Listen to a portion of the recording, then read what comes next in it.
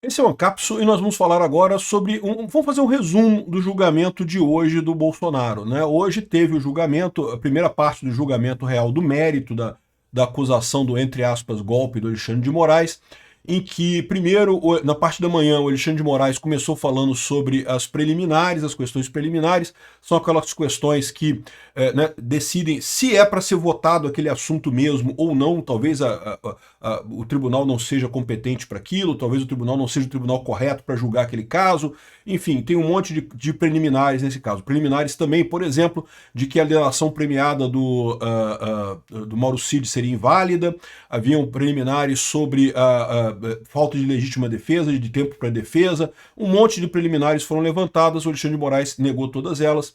Depois, na parte da tarde, a gente já falou sobre isso um pouco no vídeo de hoje cedo, e depois na parte da tarde teve o voto do Alexandre de Moraes, né, ele condenando todo mundo, isso não é diferente do que a gente esperava, todo mundo sabia que o Alexandre de Moraes iria votar para o pior coisa possível.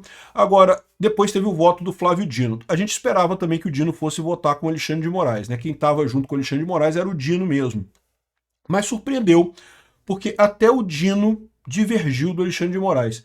Sim, ele condenou todo mundo ali dentro do núcleo 1, né, do chamado núcleo 1 dessa história toda, mas ele aplicou cláusula de participação de menor importância para alguns réus, para o general Heleno, Paulo Sérgio, tem alguns réus ali, o Ramagem, inclusive, ficaram com redução de pena. É uma redução pequena de pena, não faz muita diferença, mas no final das contas, esse tipo de coisa pode indicar uma divergência. Ou seja, olha, até o Dino, que a gente imaginava que iria seguir o Alexandre de Moraes, já teve uma divergência aqui. É lógico, a principal expectativa do Bolsonaro e de todos nós que apoiamos a justiça no Brasil é pelo voto dos outros três.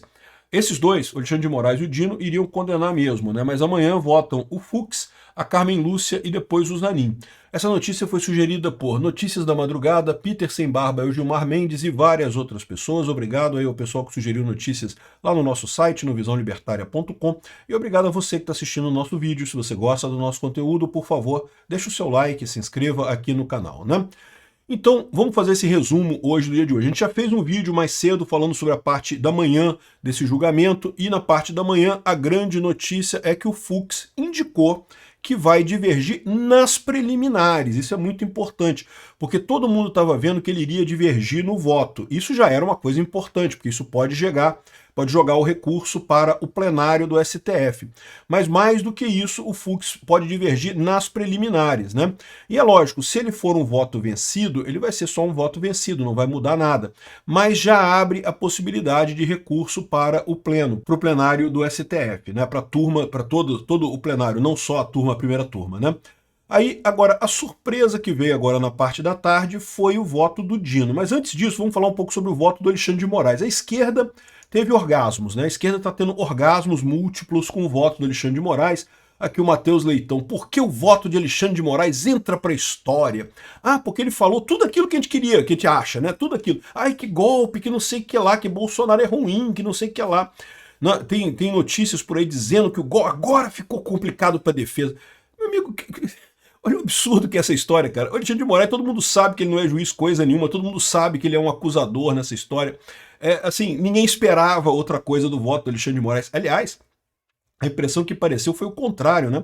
Muito do voto do Alexandre de Moraes foi ele tentando justificar esse processo todo no STF. Aquele papo todo que não, que o Brasil saiu de uma ditadura militar e não poderia entrar de novo numa ditadura militar. Então vamos fazer uma ditadura judiciária agora, né? Porque é isso que ele está fazendo em última análise.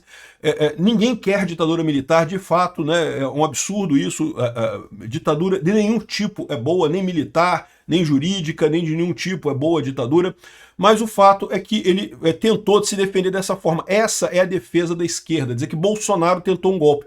Ora, essa é uma defesa, é um truísmo, né? Ou seja, é uma coisa que é verdade se já for verdade. Ou seja, você está acusando ele de golpe e está dizendo que se ele desse um golpe, coisa e tal. Mas o problema é que ele não deu o golpe, não teve golpe.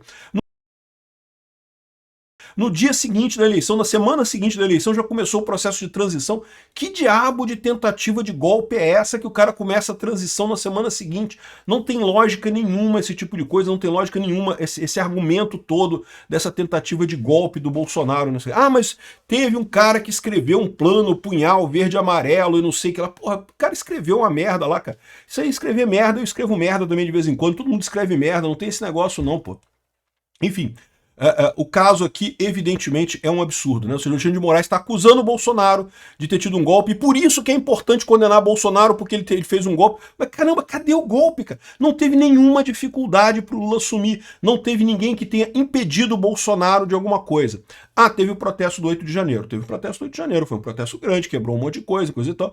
Tinha alguma chance de dar um golpe naquele momento ali? Não tinha nenhuma chance, não tinha lógica nenhuma aquilo. Ou seja, foi uma invenção desse pessoal para tentar justamente vender a narrativa de golpe aqui no Brasil, né? E, enfim, o pessoal da esquerda tá adorando. O pessoal diz, não, porque Alexandre de Moraes agora acabou com o Bolsonaro, agora acabou com o Bolsonaro. Porque o voto dele, 5 horas de voto, a maior parte do tempo ele defendendo ele mesmo. O Alexandre de Moraes, ele pode não ter percebido isso, mas a maior parte das vezes que ele falava as coisas, ele estava defendendo ele mesmo. Não porque nós tivemos muitas provas e coisa e tal, que é o contrário do que disseram os advogados, tivemos muitas provas. Ou seja, o cara que era para ser um juiz isento na coisa, estava claramente atacando, né? Enfim, aqui, a esquerda, de novo, está tendo orgasmos múltiplos com esse voto do Alexandre de Moraes, mas não vai levar a nada, porque isso não é nada diferente do que a gente esperava. Já esperávamos o voto do Alexandre de Moraes dessa forma. Não se sabe se o Alexandre de Moraes é mesmo um idiota nisso daí, ou se ele está respondendo para alguém, sei lá, o Alex Soros bancando ele, ou alguém tem algum podre dele e está chantageando ele para fazer. Não se sabe por que o Alexandre de Moraes, do nada, ele era do PSDB, né? De repente começou a obedecer o PT de forma assim absoluta. Não se sabe o que aconteceu nessa história, é alguma coisa realmente impressionante, né? Então, o Alexandre de Moraes, ninguém esperava nada diferente dele, né? Agora, eu vou te falar um negócio. O Dino já foi uma surpresa. Como a gente falou, na parte da manhã teve a surpresa do Fux. O Fux já brigou com o Alexandre de Moraes na parte das preliminares, né? Preliminares são questões que definem se vai ser julgado ou não o mérito, né? E como a gente falou no vídeo mais cedo, o Alexandre de Moraes negou todas as preliminares. Isso já era, mais uma vez, já era esperado. O Alexandre de Moraes faria isso mesmo. Mas o Fux deixou claro que ele vai questionar as preliminares no voto dele, né? E aí o Alexandre de Moraes falou, não, mas essas preliminares já foram todas afastadas no julgamento da recebimento da denúncia. No que o Fux falou, não, elas foram afastadas no recebimento da denúncia, não no julgamento do mérito. E eu já expliquei no vídeo mais cedo que isso tem diferença. Uma coisa é você aceitar fazer o processo, investigar, né, ver se realmente tem culpa ou não. Agora, outra coisa é você condenar no mérito. É a mesma preliminar? É a mesma preliminar. Mas a gravidade dessa preliminar mudou agora. Agora não é mais a mesma coisa. Antes era só para investigar. Agora é para condenar. Então existe sim, isso é pacífico na doutrina, a possibilidade de você permitir a preliminar ou ignorar a preliminar no recebimento da denúncia, mas aceitar ela na questão da condenação, né? O Alexandre de Moraes ficou todo sem jeito ali quando o Fux falou isso, porque indica que o Fux vai divergir, inclusive nas preliminares. E por que isso é importante? Eu estou me repetindo, né? Eu falei isso tudo no vídeo de manhã, mas de repente você não assistiu o meu vídeo de hoje de manhã. Então, por que isso é importante? Porque talvez a Carmen Lúcia e o Zanin não estejam preparados para divergir no mérito, para dizer que Bolsonaro é inocente. Talvez eles não estejam preparados para isso.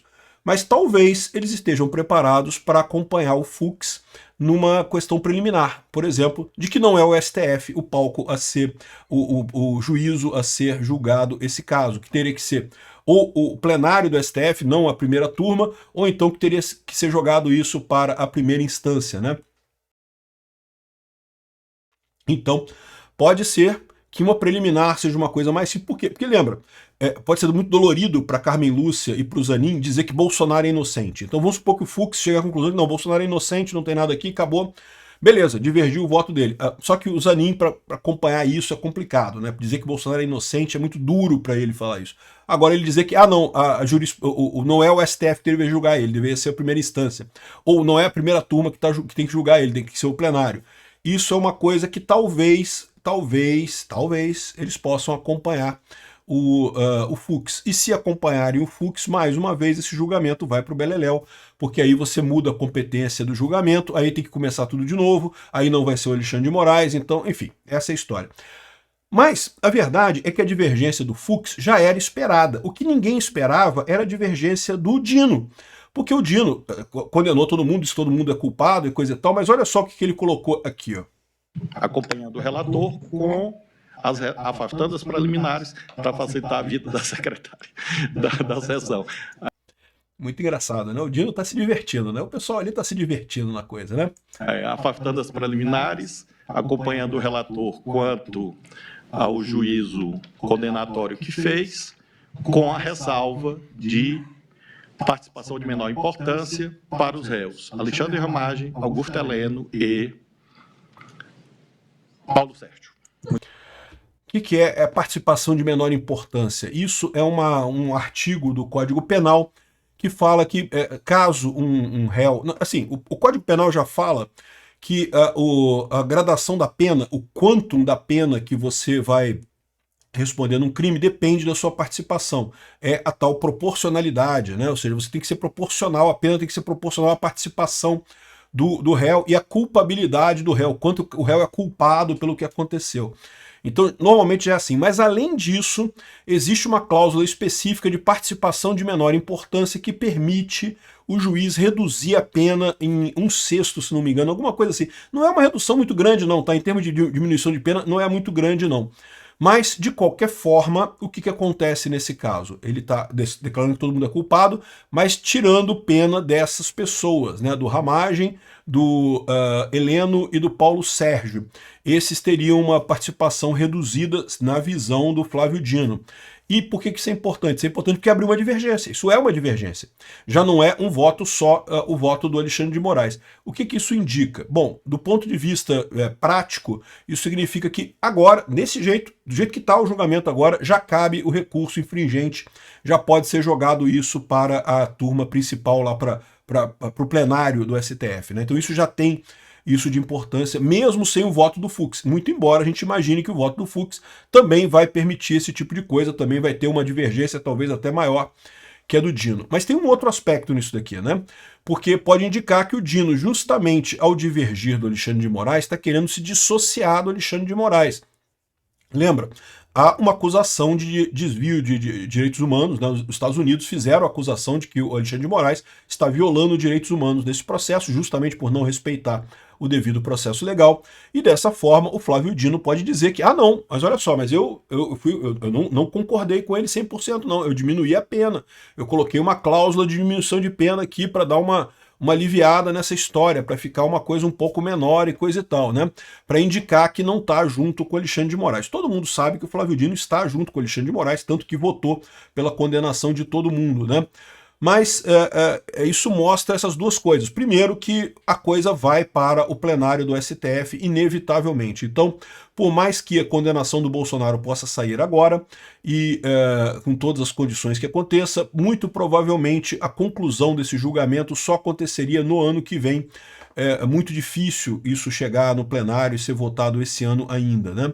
A outra coisa que a gente pode dizer disso daqui é que o Flávio Dino tá com medo. E é para estar mesmo, porque a situação do Alexandre de Moraes vai piorar muito depois desse julgamento. Os outros ministros vão ter um certo receio de continuar nessa coisa toda aí, desse alarde todo que eles estão fazendo, né? Isso se não chegar o nosso porta-aviões no Paranoá, que está todo mundo ansioso para receber. Obrigado por assistir o vídeo até o final. Além de curtir, compartilhar e se inscrever no canal, considere se tornar patrocinador com valores a partir de R$ 1,99. Clique no botão Seja Membro abaixo para saber as condições e vantagens de patrocinar o canal. Mais informações sobre o nosso projeto, visite nossos sites indicados na tela.